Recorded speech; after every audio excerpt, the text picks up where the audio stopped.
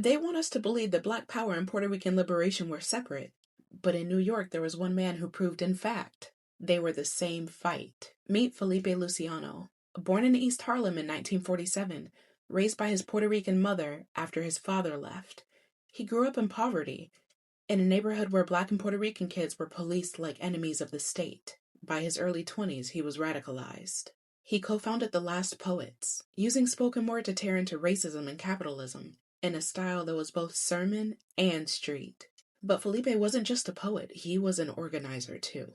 In 1969, Felipe Luciano became the founding chairman of the New York Young Lords, a Puerto Rican nationalist group modeled after the Black Panthers. Under his leadership, the Lords weren't just marching. They were feeding children, opening free health clinics, testing kids for lead poisoning, and even taking over churches to serve the community.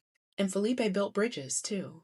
The Lords worked side by side with the Panthers and other radical groups, part of a multiracial fight often called the Rainbow Coalition, Black, brown, and poor white people uniting against the same system. But Felipe didn't stop with activism. He became the first Puerto Rican to anchor a major U.S. network newscast, bringing Black and brown stories into living rooms across America.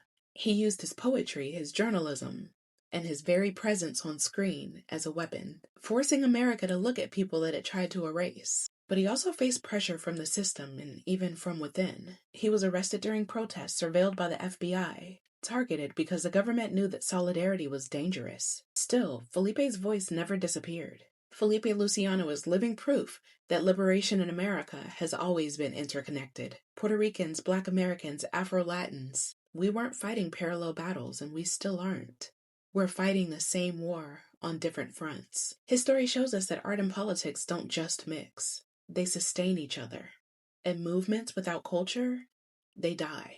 Felipe Luciano, poet, young lord, bridge builder. The man who showed us that the fight for freedom has no borders, because when we say liberation, we don't just mean one people. We mean all of us.